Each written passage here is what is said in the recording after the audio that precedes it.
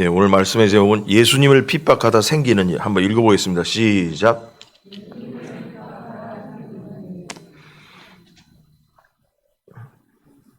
예, 사도 바울이 이제 예수 그리스도를 영접하기 전에 예수님을 핍박하다 생긴 일이 오늘 본문에 나옵니다. 자, 사도행 9장 1절에서 9절까지 교도하겠습니다.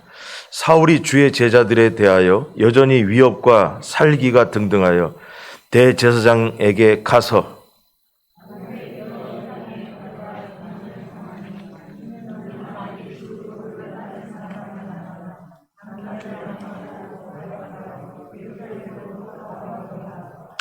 사울이 길을 가다가 다메섹에 가까이 이르더니 호련히 하늘로부터 빛이 그를 둘러 비추는지라.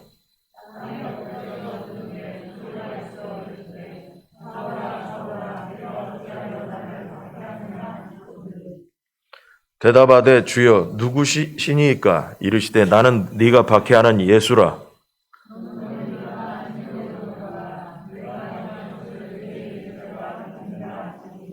같이 가던 사람들은 소리만 듣고 아무도 보지 못하여 말을 못하고 서 있더라.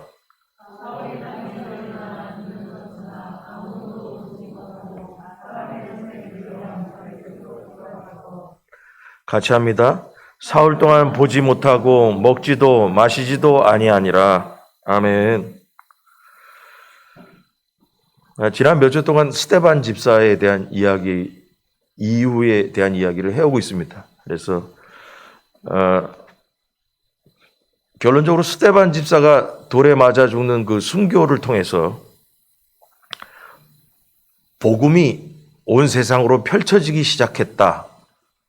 그렇게 배웠습니다. 그래서 처음으로 빌립 집사가 사마리아 성에 가서 복음을 전했더니 전도가 되더라. 그래서 예루살렘 교회 사도들이 의논을 해서 베드로와 요한이 성령을 받게 하려고 사마리아에 가게 됐죠.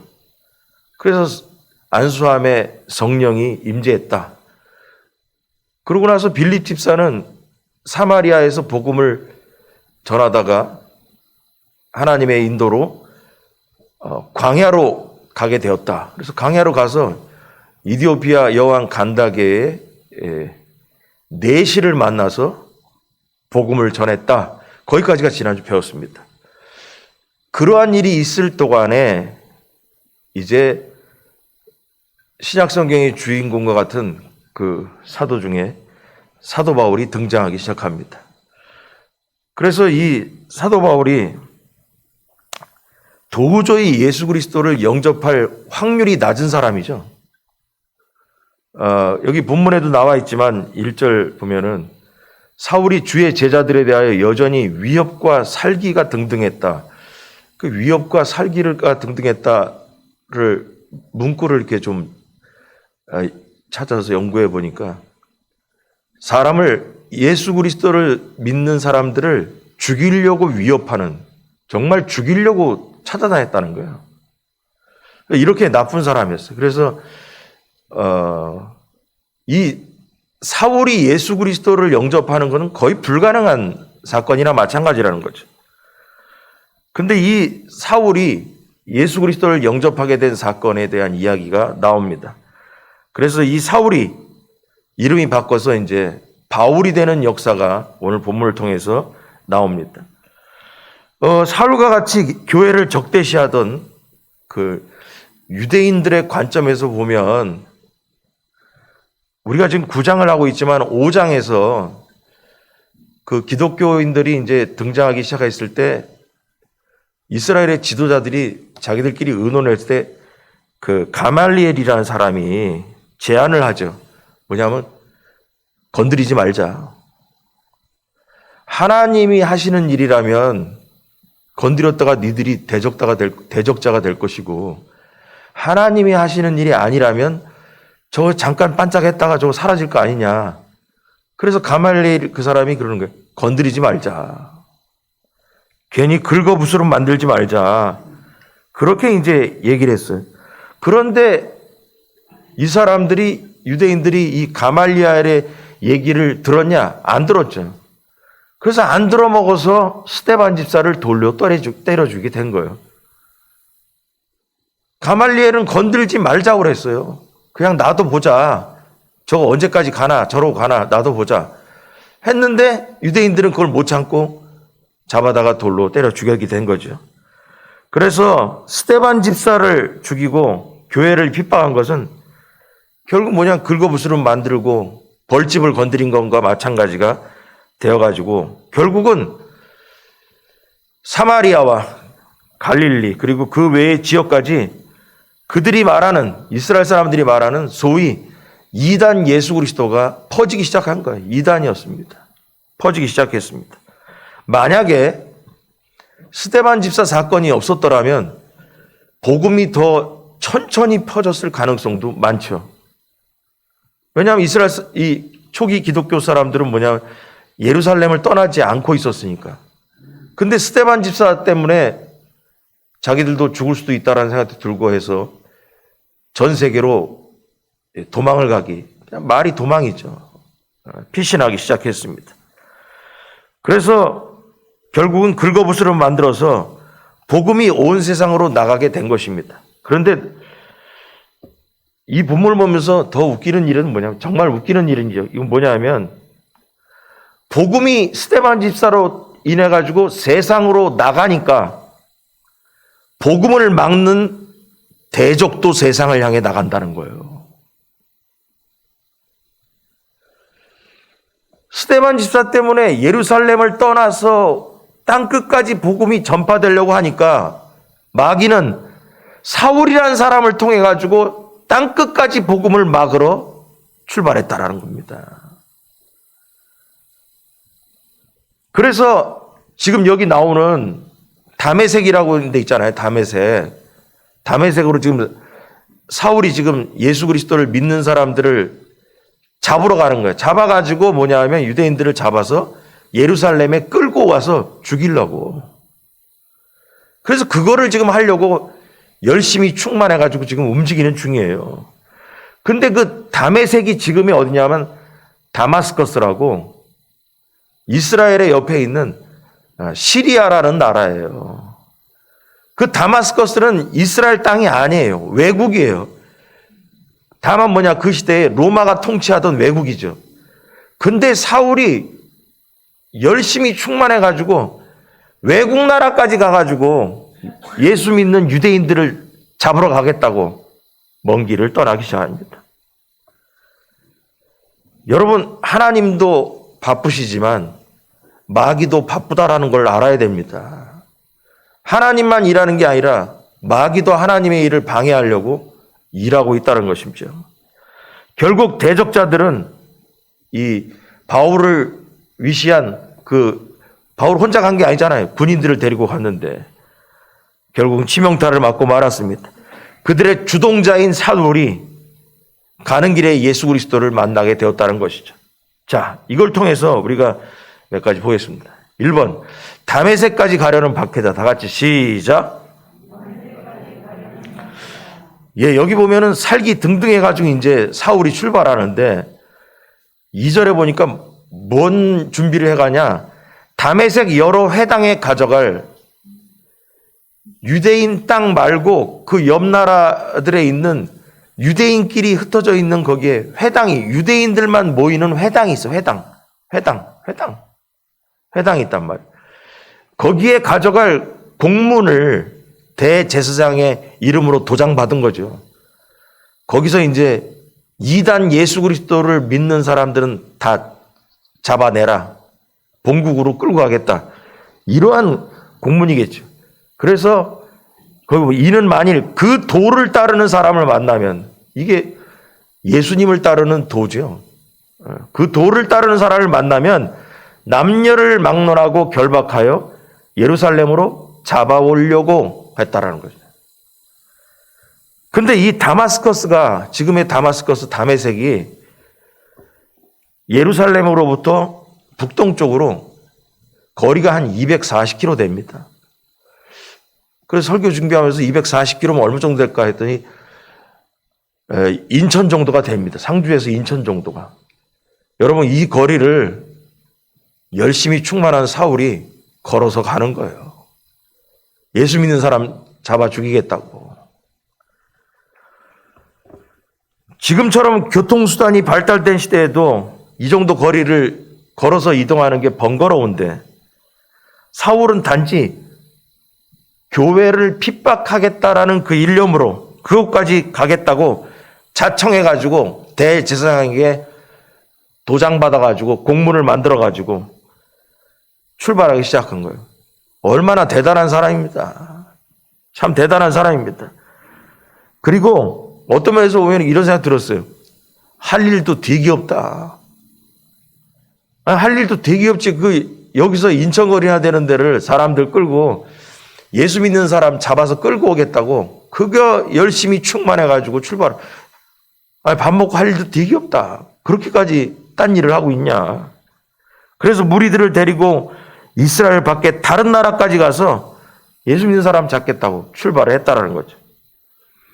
그래서 사울은 대제사장의 그 권세를 힘입어서 그 공문 하나 받아가지고 예수님을 따르는 자들을 결박해서 예루살렘으로 잡아오려고 했습니다. 1절에 보니까 사울은 살기와 위협이 등등했다라고 했습니다. 죽으려고 작정하고 출발했다라는 거죠. 그래서 그냥 쉽게 얘기하면 사울은 절대 이런 사람은 예수 믿기가 희박한 사람. 독종이죠. 그런데 이 사울이 받아든 그 공문서, 예수 믿는 사람들을 다 잡아도 된다라는 그 공문서, 그것이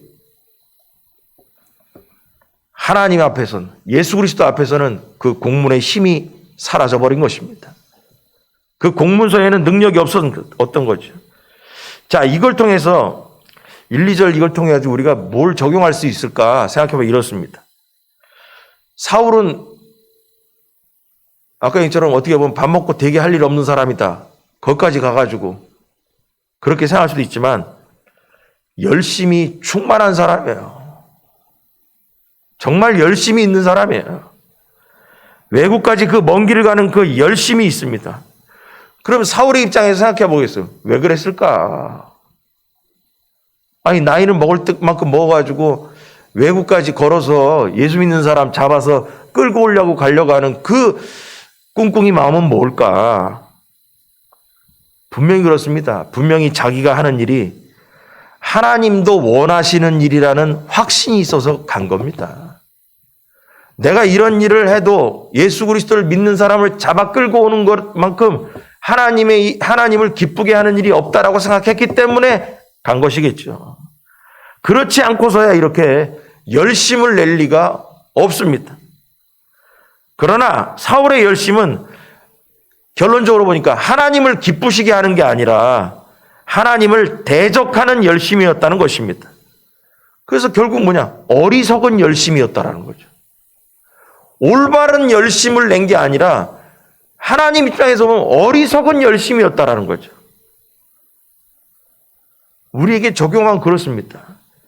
신앙생활하는 우리 성도들 가운데도 이런 어리석은 열심의 길을 가는 사람들이 있다라는 겁니다. 자기 직분이나 학벌, 유명세 등에 의존해서 주님이 원치도 않는 일을 하면서도 하나님과 교회를 위한다고 착각을 하고 오히려 열심을 내서 성도들을 또 교회를 힘들게 하는 사람들도 있다라는 거예요. 사울은 그 어리석은 열심으로 뭐냐? 교회를 힘들게 했다라는 거죠. 그래서 우리는 이 본문을 보면서 사울을 보면서 뭔 생각을 해야 되냐?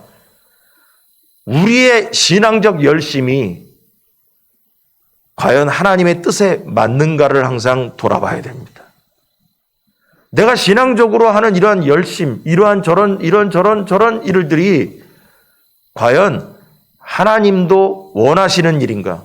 과연 하나님도 기뻐하시는 일인가? 라고 돌아봐야 된다는 것입니다. 그러면서 뭐냐면 하나님의 뜻에 맞는가? 이렇게 돌아봐야 되죠. 그 뜻은 결국 뭐냐? 하나님의 말씀으로 통해서 검증받아야 됩니다. 복음적인 것인가?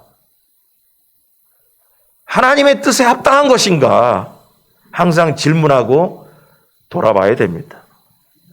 그래서 우리는 누구나 사울처럼 진리 가운데 온전히 거하지 않으면 헛되고 어리석은 열심을 좋은 신앙이라고 착각할 수 있다라는 것입니다. 사울이 보니까 열심은 있어요. 그런데 잘못된 열심이었다는 거죠. 그러므로 우리는 이것을 통해서 적용은 나의 신앙적 열심도 혹시 어리석은 열심은 아닌지 돌아봐야 된다. 이겁니다. 두 번째로, 주님의 권세 앞에 무너진 박해자. 다 같이 시작. 사울은 사람들을 체포해가지고 예루살렘까지 또 다메섹까지 간다니까 인천 정도까지 거리를 갔다가 그거 잡아가지고 예루살렘으로 이제 끌고 오려고 이제 갑니다. 그래서 사울은 혼자 간 게 아니고 상당한 무장한 사람들, 그 강제로 끌고 와야 되니까 칼도 가져갔겠죠. 군인들, 무장한 사람들을 같이 우르르 이제 그 잘못된 열심이 충만한 사람들하고 우르르 간 거죠. 우르르 갔습니다. 다메섹으로 가고 있었을 것입니다. 사울은 대제사장한테 공문까지 자기가 받았기 때문에 끌고 가는 이 사람들의 무리의 우두머리죠. 우두머리, 인도자죠. 그래서 우르르 끌고 이제 가다가 리더라고 할 수 있는데, 그런데 이 군대가 단 한 번의 사건을 통해 가지고 무너지고 말았습니다. 다메섹에 거의 도착할 즈음에 예수님이 사울을 만나러 오셨던 것입니다. 하늘로부터 3절에 보니까 빛이 둘렀다라는 거예요. 빛이 내려왔다라는 거예요.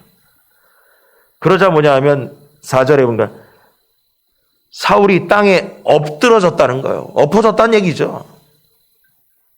그리고 이상하게도 다른 사람들도 여기 보면 7절에 보니까 같이 가던 사람들은 소리만 듣고 아무도 보지 못하여 말을 못하고 서 있더라. 여러분, 이 사람들도 예수님께서 사울아 사울아 네가 어찌하여 나를 핍박하느냐 박해하느냐 이 소리를 들었다라는 거예요. 예수 그리스도의 음성을 들었다라는 것이죠. 그래서 이 사람들이 아무 일도 못하고 정신 나가서 서 있었던 거죠.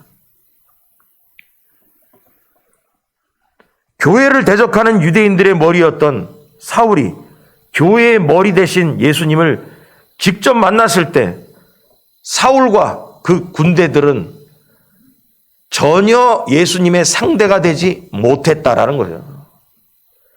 주님의 권세 앞에서 살기 등등했던 그 자들이 무너져 버렸다라는 거예요. 예수 믿는 사람들을 잡아서 끌고 오겠다라고 무장한 군인들과 같이 가던 그 사울의 살기와 위협이 예수 그리스도의 음성에 꼬꾸라졌다라는 것입니다.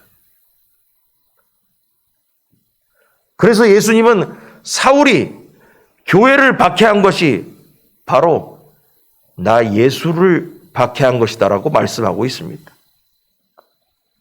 그러면서 6절에 너는 일어나 시내로 들어가라. 그러니까 다메섹에 거의 다 왔다라는 거죠. 다마스커스에 거의 다 와. 시내로 들어가라. 네가 행할 것을 내게 이를 자가 있느니라. 그런 얘기만 짧게 말씀하셨습니다. 그래서 다메섹 시내로 들어가서 하나님의 인도를 기다리고 있었습니다. 같이 가던 사람들, 즉 사울이 의지했던 병력은 아무런 힘이 되지 못했다는 거죠. 예수 그리스도께서 임재했을 때 세상에 어떤 힘도 예수 그리스도 앞에 그들의 능력을 내세울 수 없었다라는 거예요. 여기서 희한한 일은 뭐냐? 사울은 예수님을 영접하기 위해서 아무런 노력도 안 했던 것입니다. 사울은 예수 그리스도를 영접하려고 마음문을 열어놓지도 않았어요. 살기 등등해가지고 예수 믿는 사람을 잡아 끌고 와야지 이 생각만 하고 가고 있는데, 여러분, 예수님이 등장하셨어요. 스스로 예수님을 영접하려고 노력한 사람이 아닙니다. 만약에 부활하신 예수님이 나타나지 않으셨다면 절대로 영접하지 않았을 거예요. 여러분, 가끔 이런 사람들이 있어요. 예수님께서 사도 바울처럼 강력하게 우리를 인도해 주시고 교회로 끌고 오시고 했으면 내가 신앙생활 잘할 수도 있는데 어쩌고. 여러분, 어딘가가 그럴 때는 이런 일이 발생해야 됩니다. 어딘가가 어디가 부러지거나 목숨이 위태로울 사건을 만나야 됩니다. 그게 좋습니까? 스스로 마음문을 열고 주님 믿는 게 낫지. 사도 바울처럼 눈이 안 보이는 사건 같은 그런 걸 통해 가지고 꼭 예수 믿어야 그게 복입니까? 그게? 미련한 사람들이에요. 어디 자동차라도 타고 가다가 죽을 뻔하다가 살은 다음에 예수 믿는 게 그게 은혜입니까? 그 전에 예수 그리스도를 믿는 게 은혜지.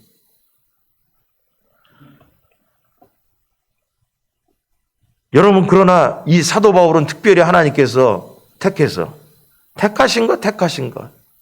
항상 얘기잖아요. 부르심이 다르다. 부르심이 각 사람마다의 하나님의 부르심이 똑같지가 않아요. 로봇처럼 똑같이 찍어가지고 탁탁탁 기계처럼 나오는 게 아니라니까.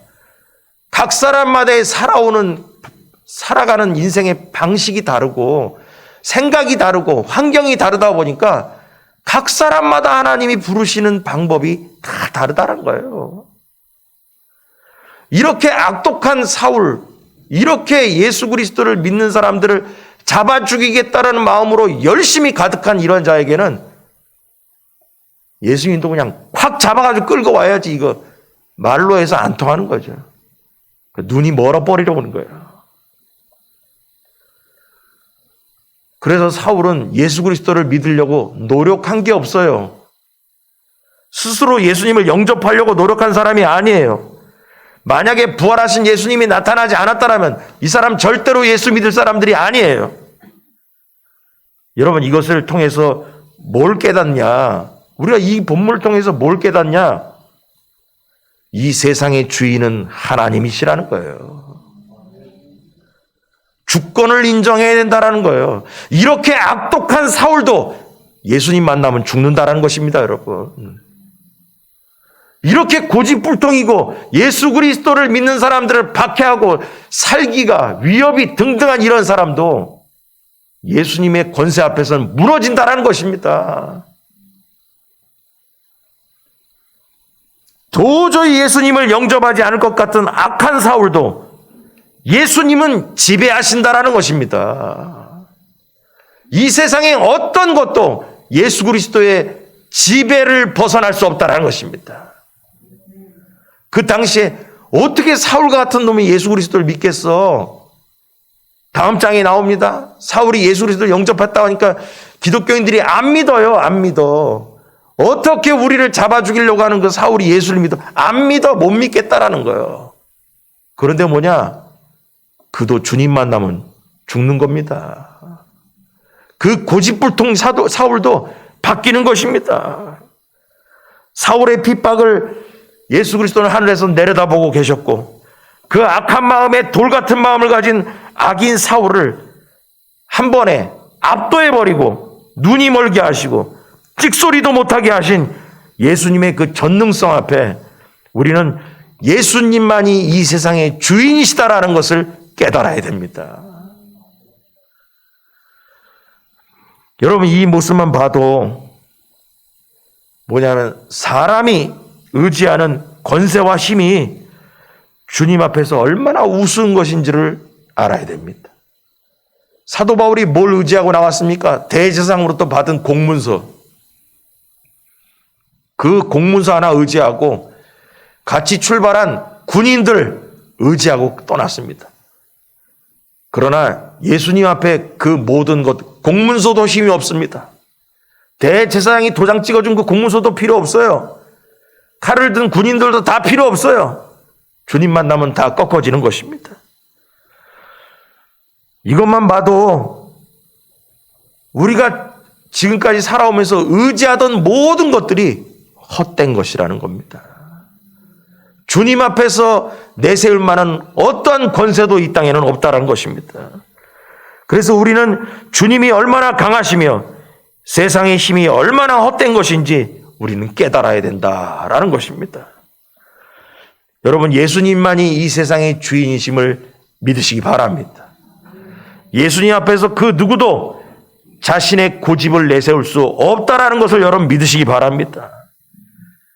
그러므로 예수 그리스도 앞에 사울처럼 엎어져야 됩니다. 예수님 앞에서 내 고집을 내세우고 내 주장을 내세우면 복음적이지 않습니다. 예수님은 이 세상에 그 누구도 눌러버리신다는 것을 믿으시기 바랍니다. 이게 가장 쉬운 우리에게 주시는 말씀입니다. 사울과 같은 그 악한 인간도 주님이 그냥 눌러버리는 거예요. 네 고집? 예수 그리스도를 믿는 사람들을 잡아서 끌고 온다고? 그래, 한번 해봐라. 눌러버리는 거예요. 안 통한다라는 것이죠. 그러므로 뭐냐? 우리도 예수님 앞에 항복해야 됩니다. 할렐루야. 이게 복음입니다. 자, 마지막으로 무덤에 갔다 온 박해자. 시작. 이게 대단히 중요한 얘기인데요. 한번 8절과 9절을 짧으니까 읽어볼게요. 다 시작.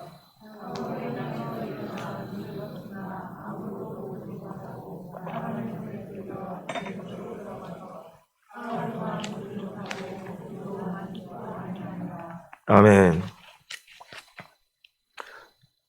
다메섹으로 가는 도상이라니까 말도 되게 어려워요. 우리가 도상이란 말 일반적으로 쓰지 않는데 그냥 길바닥에서, 다메섹으로 가는 길바닥에서 예수님 만났죠. 그 하늘에서 빛이 내려와가지고 눈이 멀어버렸습니다. 그래서 사울은 땅에서 일어나 엎어졌다 일어나가지고 눈은 떴지만 아무것도 안 보였다. 그리고 사람의 손에 끌려서 다메섹으로 끌려 들어갔다. 안 보이니까. 이 모습은 완전히 모든 것을 자신의 뜻대로 하지 못하는 사람으로 갑자기 바뀌어버린 거예요. 처음에는 살기와 이업이 등등한 사람으로 출발을 했는데 주님 만나고 나서는 보니까 안 보여. 다른 사람의 손에 끌려가야만 되는 사람이 갑자기 돼버린 거예요. 갑자기. 다른 사람 손에 이끌리지 못하면 스스로도 돌아다니지 못할 사람이 갑자기 돼버린 거예요, 여러분. 결국 이제 교만했던 사울이 낮은 자가 되는 과정이 나오는 겁니다. 예수 그리스도를 만나기 전에는 나 혼자 휘젓고 다녔습니다. 그러나 예수 그리스도를 만난 이후에는 남을 의지하지 않고는 길을 갈 수가 없게 되어버렸어요. 여기서 아주 중요한 점이 있습니다. 9절, 사흘 동안 보지 못하고 먹지도 마시지도 아니했다라는 것입니다. 여러분 어디서 많이 듣던 얘기 같아요. 이게 예수님이 무덤에 3일 동안 들어가 계셨습니다. 이게 우연일까? 예수님이 무덤에서 3일 동안 들어간 것처럼 사도 바울이 3일 동안 앞이 안 보이고 밥도 안 먹고 물도 안 먹고 바보가 돼서 있었다라는 거죠. 예수님이 3일 동안 무덤 안에 들어가셨던 그 기간, 사도 바울이 그 길을 가고 있습니다. 그래서 이 무덤 안에서 사울은 사흘 동안 죽은 자와 같이 다를 바가 없는 상태로 먹지도 마시지도 않고 앞도 보이지 않는 상태로 있었다는 것입니다. 주님은 사울에게 예수님의 죽음과 같은 사흘의 기간을 체험하게 하시고 이후에 주님의 사도로 부활해서 교회의 일꾼이 되게 하셨다라는 것입니다. 그럼 이 사건을 정리하면 이렇습니다. 다른 사람의 손에 이끌려서 다메섹에 도착한 악한 사울은 3일 동안 죽은 것처럼 살았습니다. 그리고 다음 주 설교 본문에서 이제 눈을 뜨게 됩니다. 그럼 여러분 생각해 보세요. 아니, 3일이, 왜 꼭 3일이어야 되냐? 상징적인 의미가 있죠. 예수님이 3일 죽으신 것처럼, 3일 이후에 부활하신 것처럼, 사도 바울에게도 죽었다가 주님 안에서 다시 부활하는 역사가 필요한 거예요. 자, 그럼 이걸 우리에게 적용합니다. 성령님의 이끌림을 받아서, 자, 보세요. 다메섹에 갈 때 다른 사람의 손에 이끌려서 다메섹에 들어갔습니다. 이 사울이. 우리도 성령님의 어쨌거나 저쨌거나 하는 그런 모습을 통해서, 이끌림을 통해서 교회에 나오게 되고 주님을 만나게 된 우리입니다. 그랬던 우리 모두는 예수님처럼, 사도 바울처럼 죽었다가 다시 살아나야 됩니다. 이것이 바로 거듭나는 겁니다. 거듭나는 게 다시 태어나는 겁니다. 엄마 뱃속에 들어갔다 나오는 게 아니라 성령과 물로 거듭나는 것입니다. 예수님께서 죽었다가 부활하신 것처럼 우리도 나의 모든 고집과 죄를 다 버리고 다시 부활하는 인생을 살아야 된다는 것입니다. 그래서 우리 모두는 무덤에 들어갔다 나오는 역사가 있어야 되는 것입니다. 여러분, 사울의 입장을 한번 생각해 보세요. 사울의 입장을 생각해 봤어요.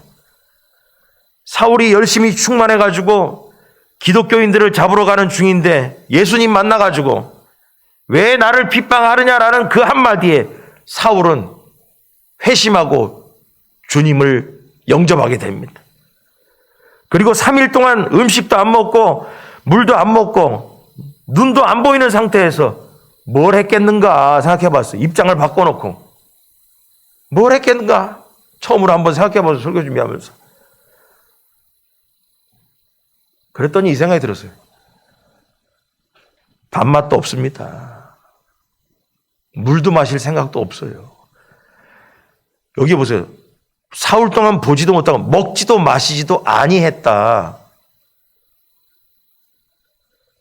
밥 먹을 생각이 들겠습니까? 여러분, 갑자기 예수 믿는 사람을 잡으러 그냥 살기 등등해서 출발해서 왔는데 다메섹으로 가는 그 길바닥에서 하늘에서 번쩍 불이 되면서 눈이 멀어버렸어요. 그러고선 예수 그리스도를 평소에는 이단저거 예수 그리스도 믿는 것들 다 잡아 죽여야지 하고 있는데 아니 사울아 하면서 음성이 들리고 자기의 눈이 멀어버렸어요. 그 말 한마디에 나의 고집과 내 인생이 눌러버린 거 그냥 다 죽어버렸어요. 밥맛이 돌겠습니까? 물이라도 먹고 싶겠어요? 자기가 알고 있던 확신했던 저 예수 그리스도 이단 저거 잡아 죽여야 되는데 이러고 생각했는데 아니 예수 그리스도가 하나님의 아들이라는 그 말 왜 나를 핍박하느냐 그 음성에 모든 하나님의 성령의 감동이 확 들어와 버린 거죠. 그 한마디에 밥맛이 있겠냐고 물을 마시고 싶은 생각이라 있었겠냐고 밥맛 다 떨어질 것입니다. 물도 마시고 싶지 않았을 거예요. 그리고 갑자기 장님이 돼가지고 내 인생이 이렇게 끝나는 건가? 내가 왜 쓸데없는 어리석은 열심 내면서 내가 이 짓하고 살았나? 5만 가지 생각이 들었을 것입니다. 그동안 자신이 알아왔던 이단 예수가 자신의 눈을 멀게 하고 음성 한마디로 자신을 눌러버리는 역사를 통해서 얼마나 놀랍고 충격적이었겠습니까? 예수 그리스도를 믿는 것들을 다 잡아주게 된다고 생각했는데 예수님의 음성이 들리면서 인생이 바뀌어진 그걸 보면서 압도당하는 걸 자기가 경험하면서 자신이 지금까지 알아왔던 모든 것이 잘못되었다는 걸 깨달았을 때 밥맛이 있었겠습니까? 그러면서 그는 예수님을 받아들이지 않을 수가 없었던 것입니다. 그리고 결정합니다. 그 3일 동안. 그동안 예수님을 대적하던 인생의 모든 것을 3일 동안 버리고 다시 새로 태어나기로 작정했다는 것입니다. 3일 동안 과거의 모든 죄를 회개하고 거듭났다는 것입니다. 여러분, 그러므로 우리도 예수님처럼, 사도 바울처럼 무덤 속에 들어가서 나의 죄를 무덤에 버리고 나의 고집스러운 생각과 가치관을, 세상적인 생각들을 다 무덤에 갖다 버리고 다시 예수님처럼 부활하면서 무덤에서 튀어나와야 됩니다. 그때 예수님께서 사울이었던 인생을 바울의 인생으로 팔자를 바꾸게 되었다는 것이죠.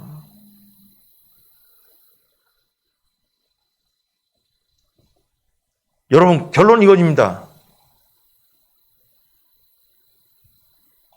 아직도 세상의 것을 버리지 못하고 이 자리에 앉아있지 않은가 돌아보시기 바랍니다.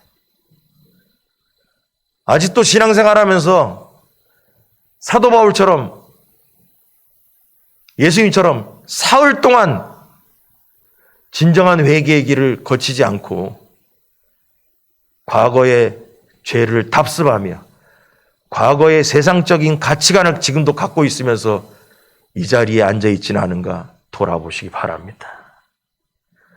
그리고 과거의 모든 죄들을 다 버리고 여러분, 우리 모두가 새로 태어나길 주안지를 축원합니다.